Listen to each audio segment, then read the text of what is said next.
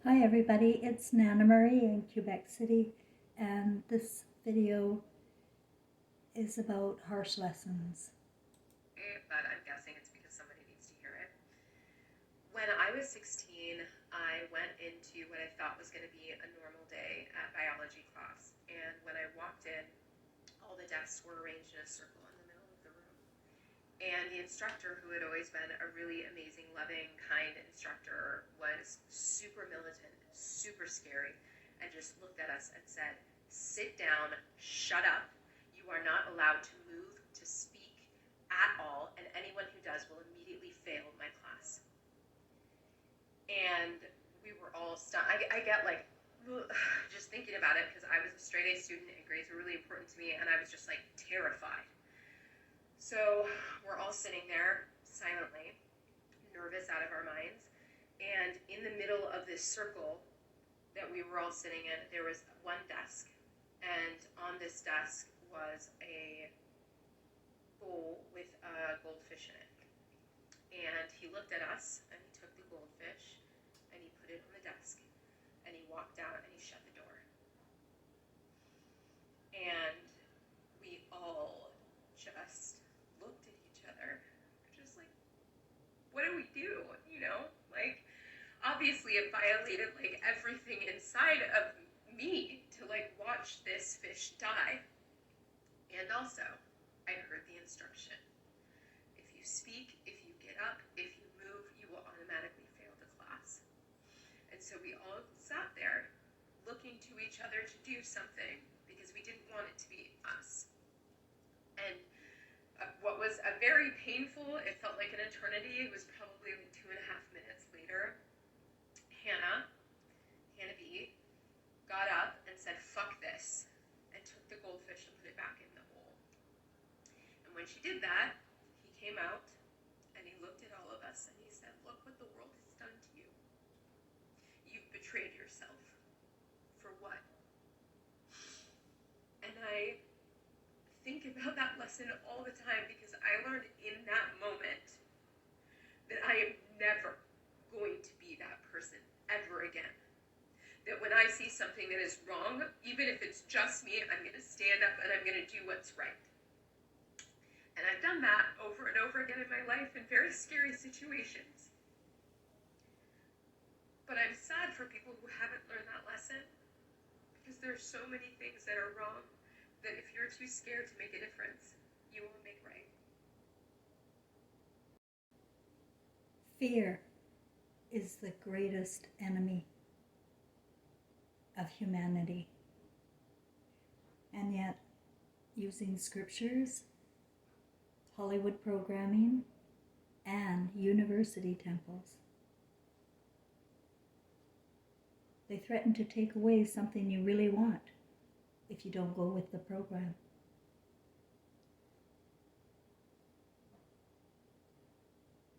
We are educated away from our own conscience. That instructor was unique because it's typically not brought up about conscience in school. My son did a test once and it was, what is the strongest force on earth? And he put love, and she put a great big X. I'll show you.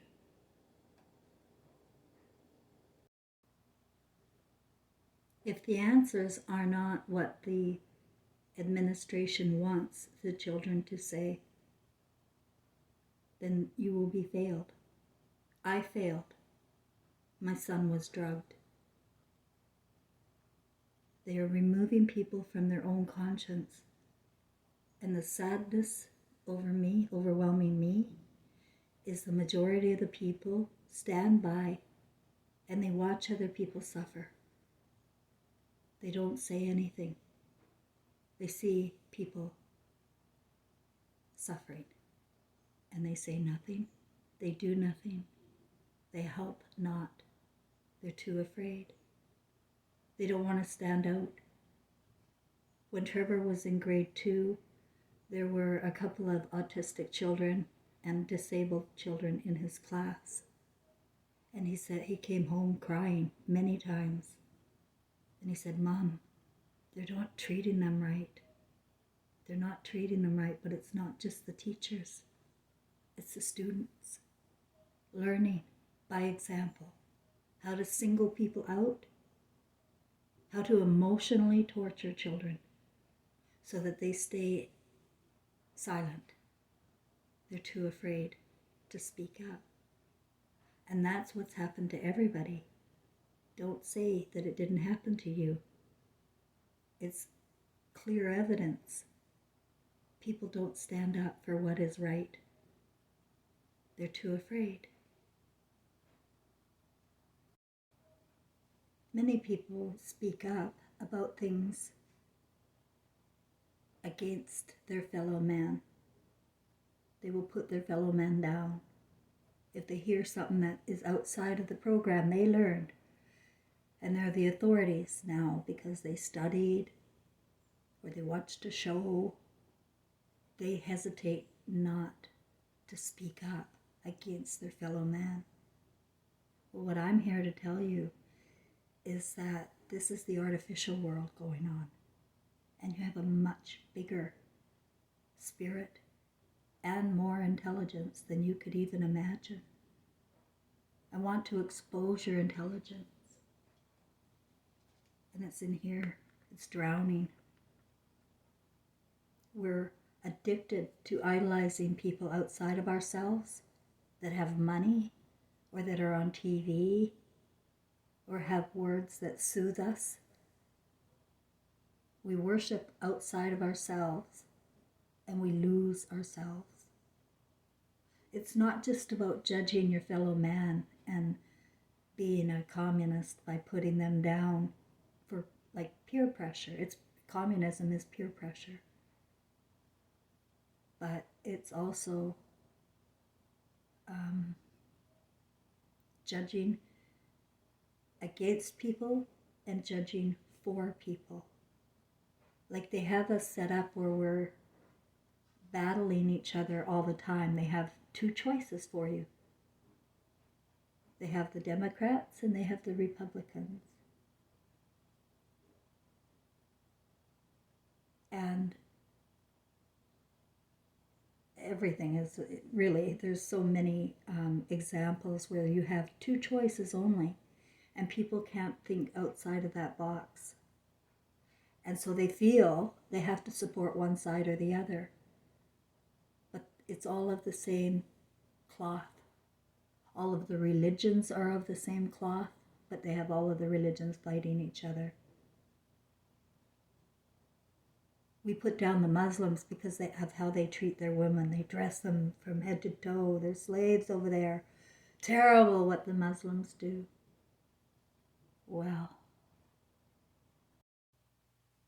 Western women are despised. We give them no dignity. We see them like this. And if they're not good for that, then they're useless. I saw the drastic change in my 40s. It's always based on her looks and fuckability. And this is your mother and your daughter. You think it's just another woman out there that you're putting down or giving no dignity.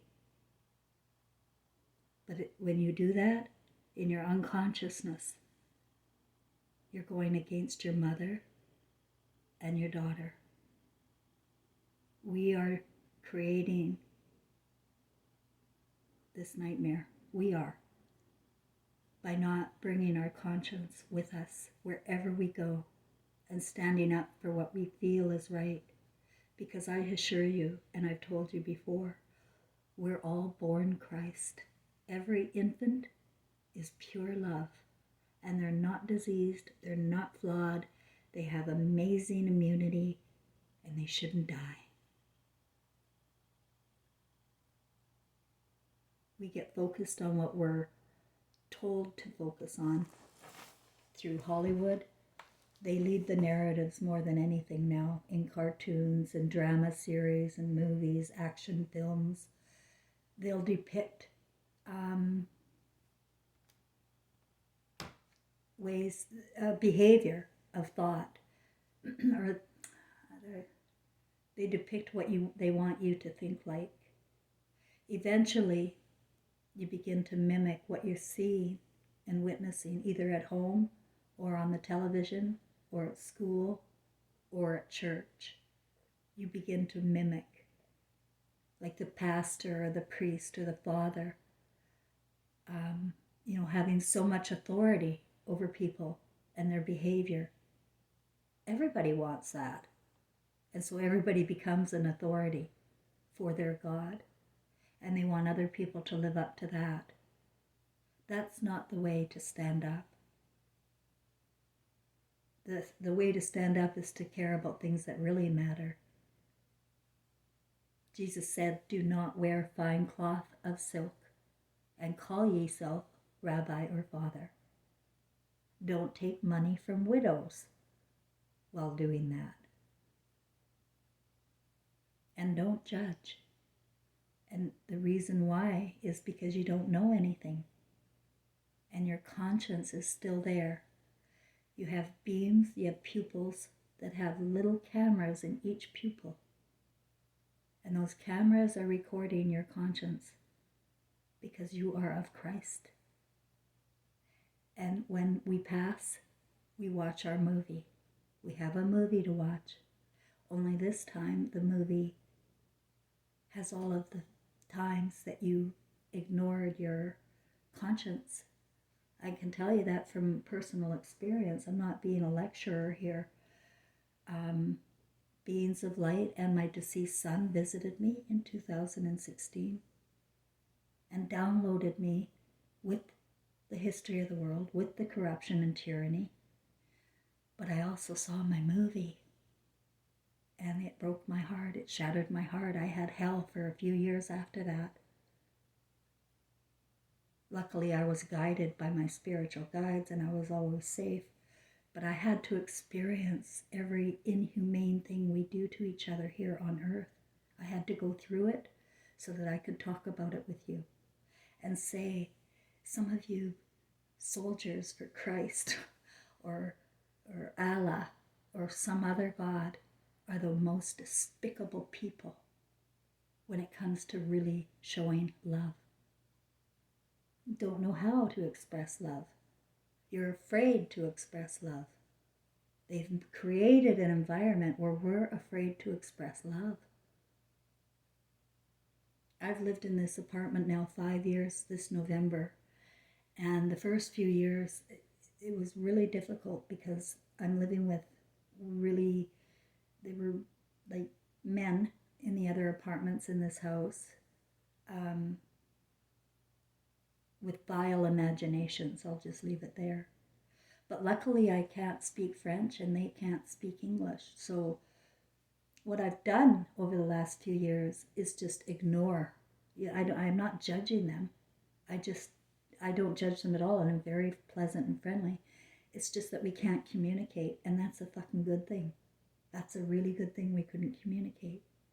The only way I could communicate my spirit was to share my soup of the day, soup du jour, and bread, homemade bread and homemade soup. I would often, maybe at least once a month, drop it off to all of my neighbors. I have 3 other, my landlord and 2 other gentlemen in the apartments next to me. And I just kept doing it, even though they treated me like garbage by putting porn on my PVR. And they all assumed that I wanted something. They all assumed I wanted something when I give. But because we can't speak to each other, I just ignored everything except my own spirit and what she wanted to do. And I'm a single woman. I don't need all that bread. I don't need all that soup. I don't have enough room in my freezer. I literally really do want to give it away for nothing. Well, it took about well, maybe 4 years, because it's only been in this last year where suddenly I'm treated with the utmost respect. They shovel my walkway for me. They're extremely kind, and they go out of their way to wave and say hello now. I never gave up. I just kept sharing my bread. And everybody has something they can share and give. Everybody has something. You know, we don't help people though. Women wouldn't help a single man by giving him a meal, and men don't help a single woman by helping her with the things around the house. I can't tell you how many times I needed help around here because I can't do it. I'm not a man. I had no one to ask. Even my landlord was resistant. It's really difficult when we are so divided. We can't help each other anymore.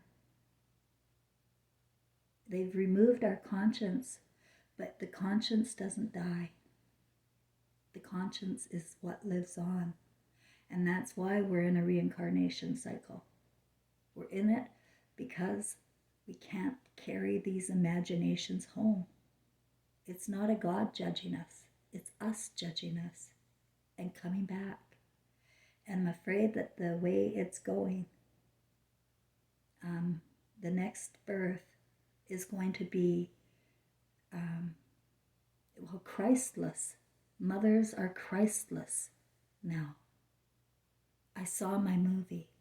I saw every time, like, first of all, I wondered why Gary wanted me, because he came from the other side of the tracks. He was just educated out of BCIT in Vancouver. His family were this German and Dutch mother and father living in a nice house with a nice garden. He graduated school and high school, which I was a dropout. I was an unwed mother with a 4-year-old boy. He was a 21-year-old virgin. And that was odd to me. I had little peaks of oddity, but I was focused on my dream, and that was to get a husband because my son needed a father. His father had turned into a sodomite and didn't want us anymore. The imagination. So, and this guy, this new guy, well, he was going to take care of me.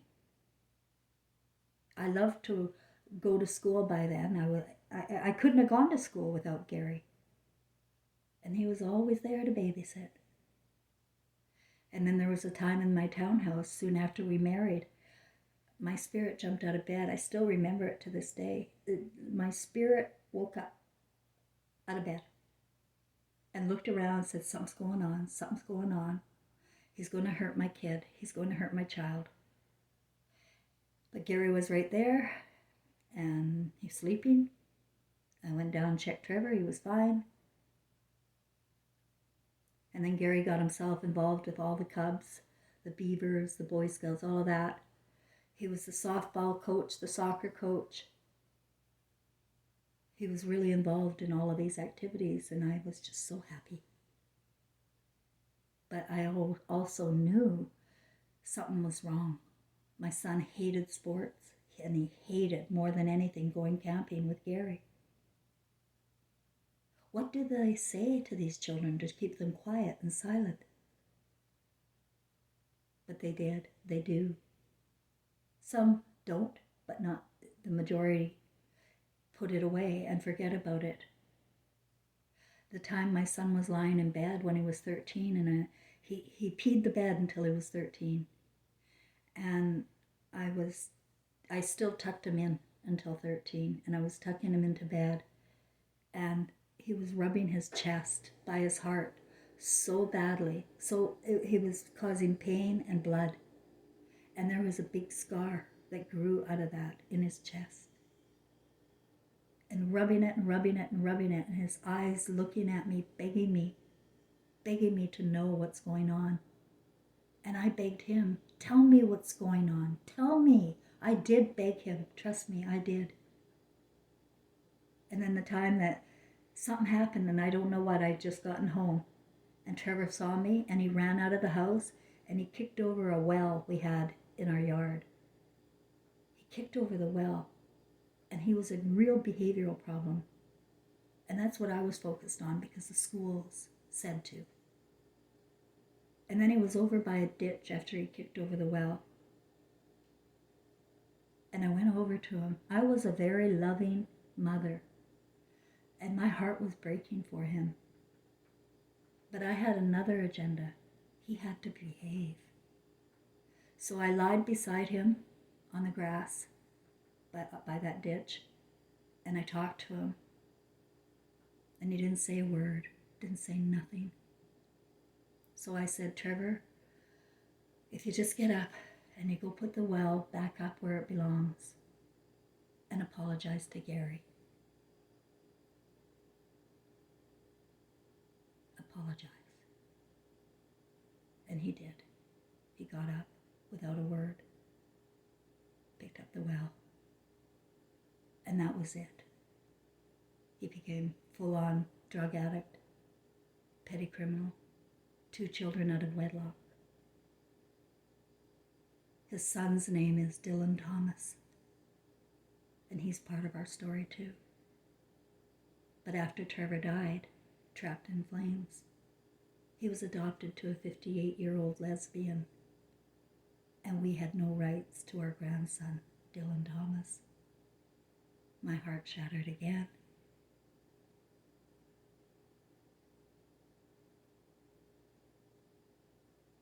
His name is Dylan Thomas, and he turned 25 on January 27th, the same age Trevor was when he died. And I think about him every day, but he's a hermit who plays video games, and I don't know him, and he sure as shit doesn't know himself. We are all taken away from our own conscience and families. We're divided through judgment, through pointing fingers and blame, and not sharing and expressing love in any way, shape, or form. I haven't seen it.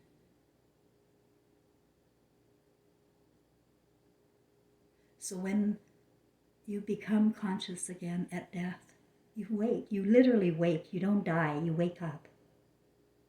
You'll see all those things I saw and how wrong we are in sending our children to school in the first place and not listening to our own gut, our own intuition.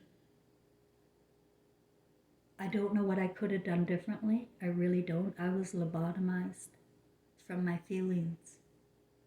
Today, I would have just wrapped that kid up and taken him out of the house. Like there's something wrong, so you got to remove the child from whatever and figure it out. Get a private detective. I don't care. You got to get to the bottom of everything, or your conscience is going to pay for it. Listen to your own vibes. I'm not here to hurt anybody. I'm not here to make a prisoner of my thoughts. I'm just trying to show you another world that we are completely oblivious to. The spiritual world is crazy. And I'm a crazy bitch. And that's the way it is. That's the way it's felt. That's the way it's thought. And that's the way people are groomed to be. We treat women like garbage. And remember, we're treating our mothers and our daughters like garbage when we do that. And it comes back and it haunts. It haunts. Trust me, I've been there. You get haunted with it. Luckily, my son and I are recorded. Boys are leaving their mothers. Daughters are leaving their fathers. They're breaking bonds here. Hollywood is breaking bonds. And you need to reattach yourself with unconditional love, no judgment. Do you love your loved ones or not? You do. You really, really do. And the more venom and hate you have for someone, probably the more you love them. It's your anger at yourself. The judge creates the projector. So if you're angry at someone or angry for anything, it's going to boil down to hurt and anger at yourself.